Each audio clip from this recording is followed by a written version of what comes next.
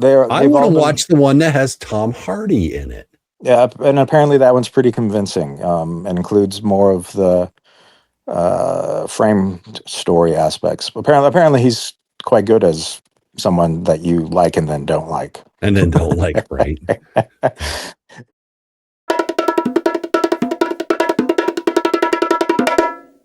Hey everyone, welcome back to the Visually Stunning Movie Podcast. I'm Mark. That's Ryan. Hi Ryan. Hello. So, two movies opening this week. And we're going to talk about the first one. Definitely the higher profile of the two. Yeah. Written, adapted, and directed by Emerald Fennell, who gave us Promising Young Woman a few years back, which I liked a lot. Wuthering Heights. She also did Saltburn. Yeah, which I didn't really care for at all. So let's see how she does on the third one. So yes, we're adapting Emily Bronte's only novel, and we're bringing Margot Robbie and Jacob Elordi and Hong Chow into it. And yeah, so gothic love story, sort of. Look, I if I read it, I don't recall it. I seem to recall reading or being familiar enough with it that I went to Wikipedia and I said, "Oh yes, that's that story." Before the film. See, and I had to go to Wikipedia after the film and said, "Did I remember the story completely wrong?" Yeah. It's not my movie. No. It's so I wasn't expecting a ton, but I'll tell you what I was expecting. Again, it's no secret we try not to watch trailers and whatnot, but honestly, they really want this one to happen. So there's a lot of stuff coming out about it. So what I was expecting was what I refer to as like the Baz Luhrmannification of this story. A lot of upbeat music, really incongruous everything. And I don't think we really got that. I think we got a fairly conventional telling. There's some production value things, production design things that maybe are a little incongruous. But I think it's really rather conventional. Am I wrong on that? No, I don't think you're wrong. I think the score obviously isn't period. But it's not over the top. No, not. There are some vocals here and there that may not have been in a traditional version of this. Costumes aren't necessarily period, although they evoke period. Art design, sort of the same thing. There's quite a bit that isn't period, but this is in no way a punk rock version. No. It is still fairly traditional.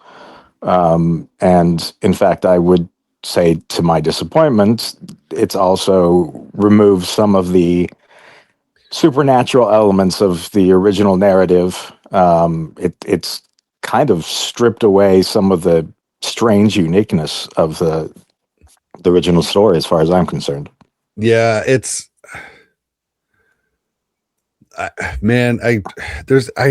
is so hard to talk about because if you want to see it, it's obviously because you know the story, or you just really want to see Margot Robbie and Jacob Elordi having you don't even really see them having sex a lot.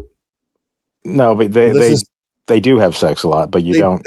But yeah, but it's not like I mean, this is not like Anora.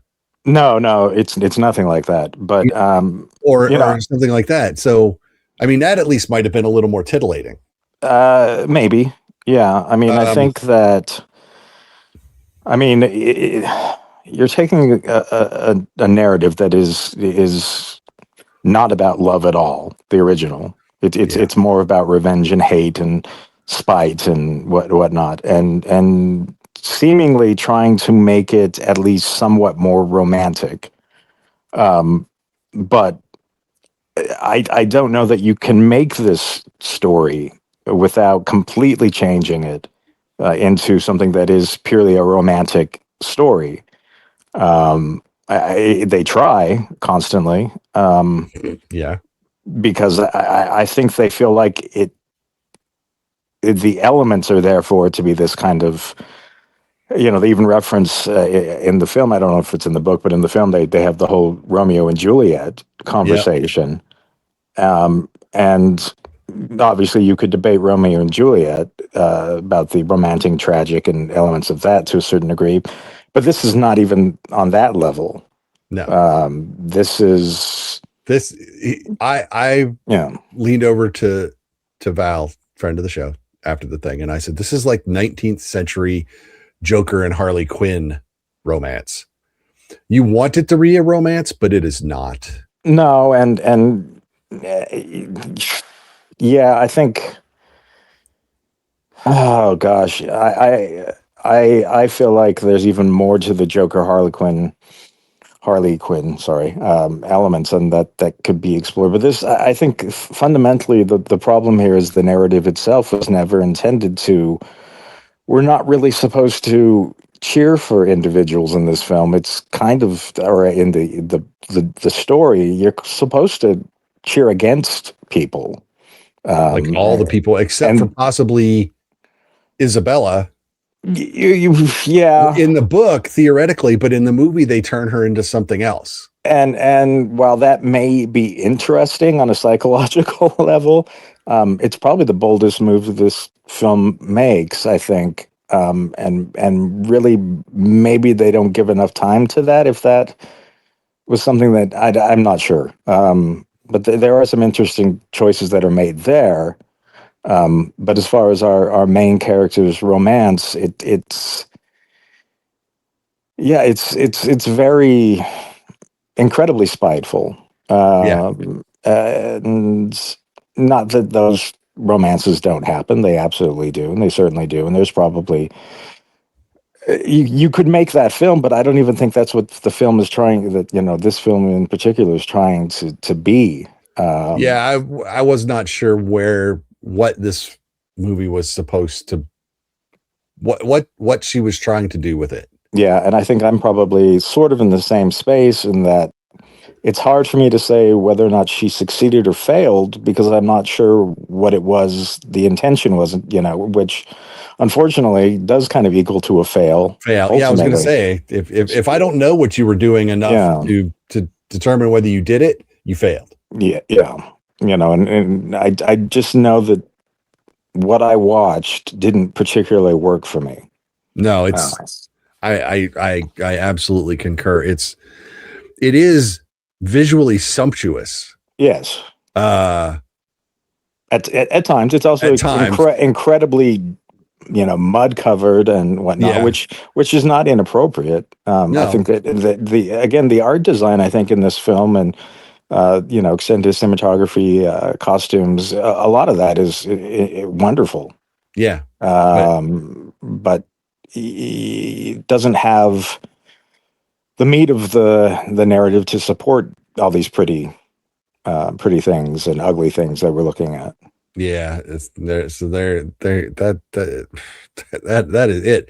People are going to see it. It's going to make a lot of money, at least opening weekend, because it's opening for Valentine's Day weekend. Which is strange because it's not really a Valentine's Day story at all, and it's not a first date story. It's not. No. It's this is the movie you see if you want to break up with your person afterwards, maybe, or if you want to confess you're having an affair. I don't know. Yeah, or that you never actually loved the individual you're with. Right. I don't know. It's again, I think they want it to be a Valentine's Day story. And when I say they, I think that's more of a studio.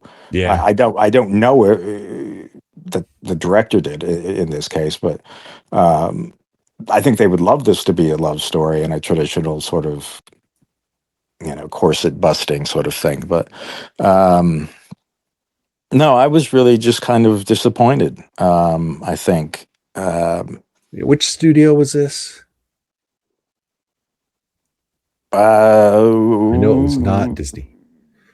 or 20th century, any of those. I don't remember off the top of my head. This is like the at least the fifth film adaptation.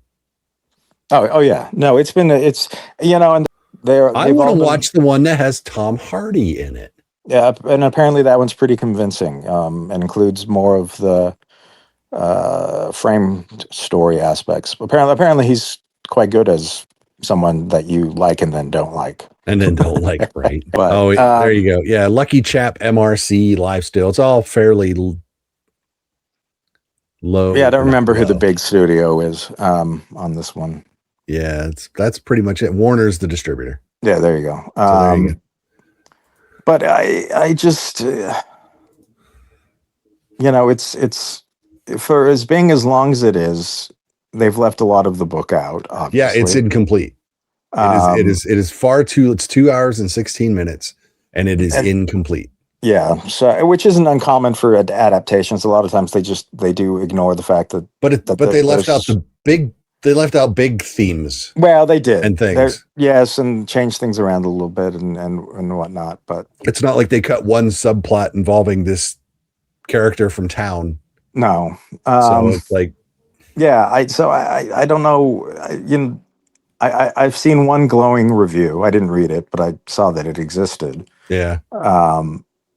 I think most tend to kind of be in the same ballpark that we're in that good quality is not necessarily a good film. Yeah, no. And again, I'll say it again. I don't care what the box office is. Box office is not an indicator either way of the quality of a film. It is 67% currently on Rotten Tomatoes. It's a bit high. It's a bit high. IMDb has it at a 5.9. Yeah. For its users. That's probably closer to where I'm at. Yeah. I mean, it's not there is artistry involved in this film. I don't want to suggest that there isn't. I just don't think that there was an overarching vision that came together. Yeah.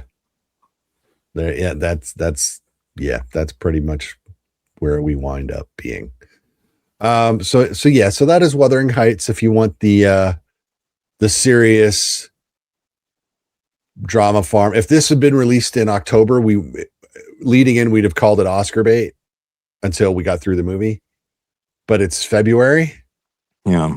For Valentine's Day, I guess. Yeah, sure. Why not? Let's talk about the other movie that opens this week, which is much more fun.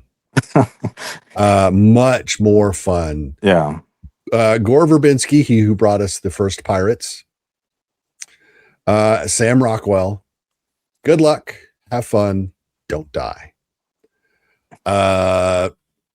Sam is a man from the future, pops into a diner in LA and tells them he has to recruit some of them. He doesn't know which ones, to help him end the emerging AI apocalypse that's going to happen in about 90 minutes. The singularity. It's going to start in about 90 minutes. The individual who has created the AI that will eventually destroy the world is about to finish his project. And yes, and Sam Rockwell's character has the program that will put the safeguards in. The AI guardrails. Yes. Which were not developed until 50 years after. Yes. AI. By very intelligent people in the future. Yes. But when it was too late. So Zazie Beetz, Haley Lee Richardson, Michael Pena, Juno Temple, Asim Chowdhury, whom I know from a British game show called Taskmaster. He shows up on that, which I love, but he's a comedian and an actor of the English persuasion. Look, Sam Rockwell can do humor and heart in the same breath almost better than any actor out there. He can be devastatingly funny and yet convincingly feeling at the same time. Well, he's got a talent for knowing what lines to throw away and what not to. Right. He- And he- so you so know. I mentioned when I sent my notes to Adam, the Mm, guy that gave us the screener for this. I told him, I said, look, I said, this is like shades of like the way back sure, Sam Rockwell. sure. And if you haven't seen the way back, that is some primo Sam Rockwell work. But this is like right in his wheelhouse. Yeah, no, It is manic. mhm. It is still, it is dark, it is hilarious. It is all of those things. And the cast of characters around him on this, his 118th try Yeah. to end to stop the AI apocalypse, is awesome. It's a really interesting dynamic that he gets going, because there's like 40 people in the diner and he keeps picking different groups To try to figure out to how try they to can, get to him, and they all think he's a crazy homeless person. Well, he looks like the future he comes from is reminiscent of the 12 Monkeys future, in Yeah. that the technology that he has appears to be uh, pieced together from someone's garage sale, Yep. or maybe even a garbage dump. A garage Yeah. sale is probably a little too kind. It is scraps. Yeah, and so yes, there is obviously the element of, is this man crazy? But then we get the Groundhog Day sequence Yes. in the diner, ironically, like in the diner, where he's going around and performing the mentalist act, telling everyone that he knows, who they are, how, you're this, you've done this other thing, blah, blah, blah. And the way he just discounts some of the people, you are the most worthless guy in this diner. Yeah, Every time you volunteer, every time you die, put your hand down. Put your hand down. Because he asked for volunteers. I was like, okay, this is just going to be some weird bit of frippery. And I loved it. I absolutely loved the hell out of this movie. I want to watch it again. Unfortunately, the screener expires, but it'll be in theaters. So I may have to find some time to go see it again. Well, I mean, to your point, the cast is great. Yeah. Like uniformly great. And it is a very stylized sort of film. It doesn't take itself completely seriously, but you can't. It has a firm tongue in the cheek sort of thing going on here, but the performances, they're hitting all sorts of points, and they're not all over the top. There's a lot of levels here, and I love Juno Temple, and I had to do a double take, and I was like, I think that is. But she's not blonde, and she's and she is not English. She's not English, and she's playing a character that's a little different than what she might typically play. And let's be clear: a lot of this movie is predicated around an event that you would not think you could build a comedy around, but you can build a dark comedy around. Yes, and and there's violence. In bursts here and there, and there's it's certainly, I mean, once upon a time this would have been a midnight movie. I think we've kind of moved beyond that. It doesn't have to just be a midnight movie now, but if this was the 80s and whatnot, this would be a midnight film. This is a strange genre adventure that I think will appeal to a lot more people. I think most people who go into it knowing kind of what it is as an off-kilter comedy with sci-fi elements, and it's kind of screwball-y. I don't know, slapstick entirely, but there's certainly some physical humor in this as well, and really, really nice production quality. Some of the CGI or the elements, I thought they worked really well. There was at no point. We still, I mean, even if you're doing lo-fi sort of futurism or whatever, they're little creatures. Ironically, let's put it this way: the little creatures in this film are far more believable than they were in Dracula. The gargoyles. The gargoyles stood out as completely, just not well done. And so whatever they did in this film for their little monsters, they did right. And they're big monster too. There's a huge monster that's just ridiculous. Yeah. But What's that funny works is the too. Little Monsters came out. Yeah. And I looked at my wife and I said, those are straight out of Toy Story. And they are. From Sid's house. Absolutely. Sid would make these toys. And then animate them with AI. Yeah, well, I mean, if maybe this is the cautionary tale of if Sid was a, contemporary kid rather than back in the 90s or whatever. Yep. But yeah, I mean, there's a lot going on in this film too. I know, because there's the indictment of the precipitating event. Yeah, and there's phones in classrooms. Yes, screen time, excess screen time, and yeah, his monologue when he first shows up in the diner is just beautiful. That where he monologues why he is where he is from, yeah, and how we got there. That's just a beautiful piece of work. But yeah, I think what really makes the film work is that we do get to know some of the characters in scenes that happen prior to the diner. It's told a little bit out of order. And those scenes, as strange as they are, and as it's a very hyper modern sort of, it's not clear exactly when this is set, but it could be set tomorrow. Yep. Could be. Not exactly, but pretty close considering the news and whatnot. But there is a cynicism in this and social commentary that's also really, it's right there in front of you. Yeah. Now you don't have to dwell on it if you don't want to.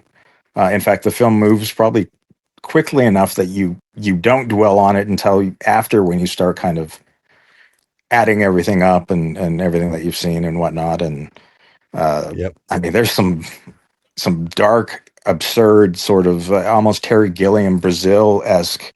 Yeah, there's stuff. A lot of, you can see a lot. You can see the influence of a lot of other films. It also, I said Verbinski, who gave us, early Pirates.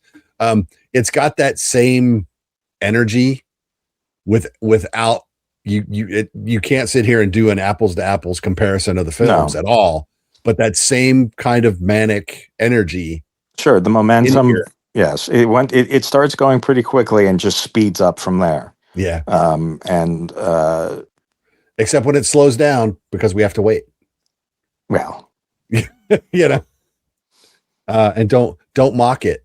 Remember, don't mock your impending apocalypse. No, because bad things will happen.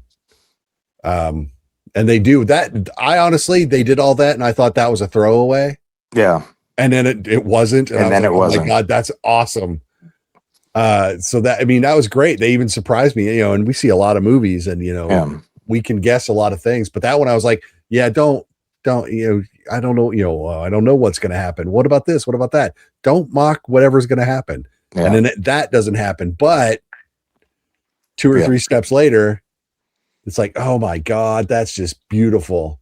Well, it sets things up and pays off. It does a really good job of doing that, even if you don't realize in the moment that it's a setup. Yep. There's a couple things that I was like, oh, that's clever.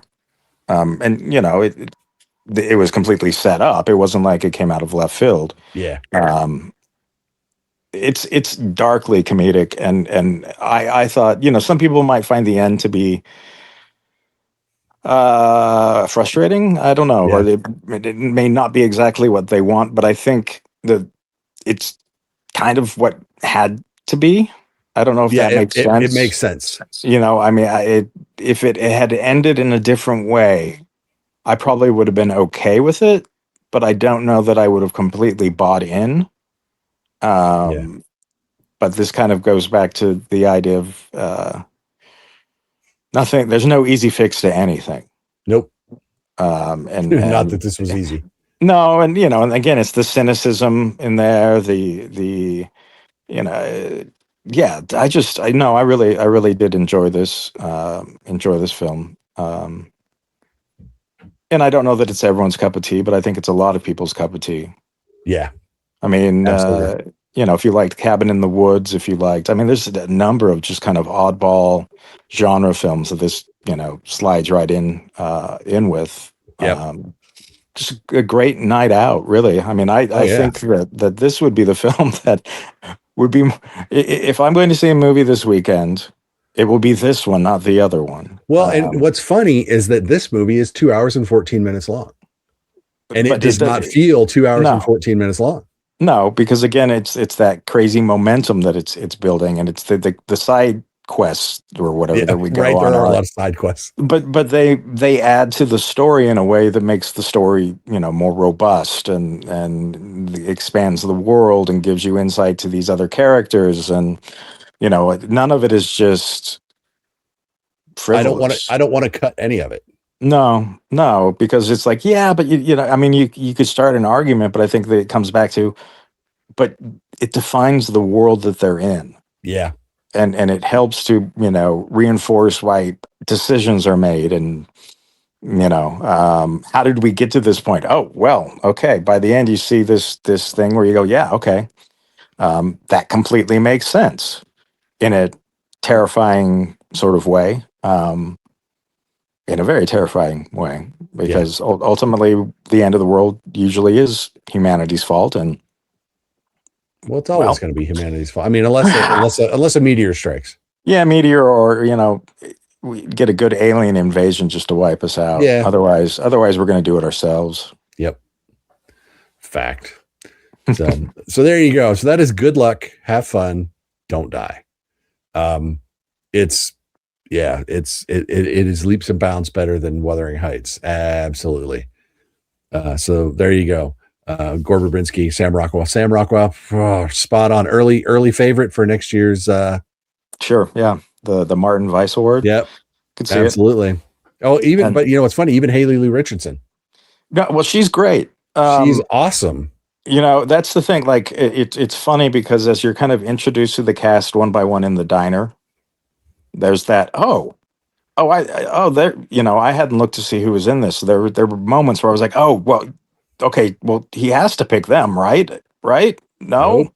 Yes? Come on. Yeah, I know. Anyway. It's crazy. But, no, there's a lot of, I think the cast is great. And I think everyone in this cast, I just think it's a lot of fun, and everyone gives exactly the energy that they need to give. I have no idea what this movie costs.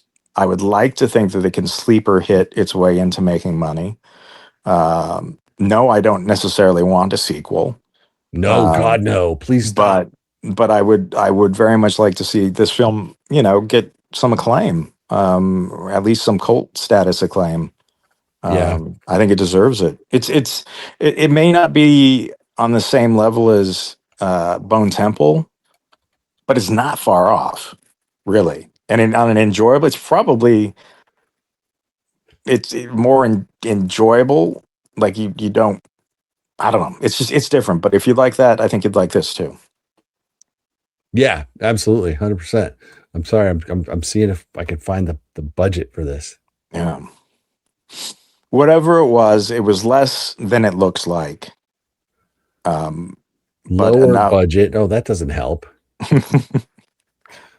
Lower budget than Pirates. Well, yeah. Well, that's kind of goes without saying. Because, Disney poured a buttload of money in that. Let's see. Production. Blah, blah, blah. Nope, not there. I don't know. It can't be a lot. I can't believe it was a ton. Probably 2025. I hope it's, but again, I would hope this, get some attention to it. And I hope this isn't one of those things that's like, well, it ends up on a streaming service. Then everyone says, oh, how did we miss this? God, that would, But it'd be even worse if it just completely goes unnoticed. But please, people, go see it. It's totally worth it. Absolutely. God, you're not helping. The internet let me down. I'll go find it later. So there you go. So good luck, have fun, don't die. Good advice, whether you're watching this film or not. Mm-hmm. So that's it for this week. I think we've got a screening next week. We can't say what because we're not allowed to say what. Yes. Which is fine. And we'll talk about that. And then there will probably be slowly. Can probably have one a week here for the next little bit. So we'll try to find some streaming stuff. That's either new streaming stuff or stuff we overlooked recently. and give that to you. But until we do, don't forget to like us, follow us on social media. Go to the website, vsmoviepodcast.com. You know how that works. Share us with your friends. Leave us some comments. Let us know what you think. Tell us if we missed anything. If we missed a movie for some reason that we just didn't talk about, then we might go, oh, we didn't talk about that. So, till we talk again, good luck, have fun, don't die. I'm Mark. That's Ryan. Bye, Ryan. See you, friends. And we'll talk to you all later. Bye-bye.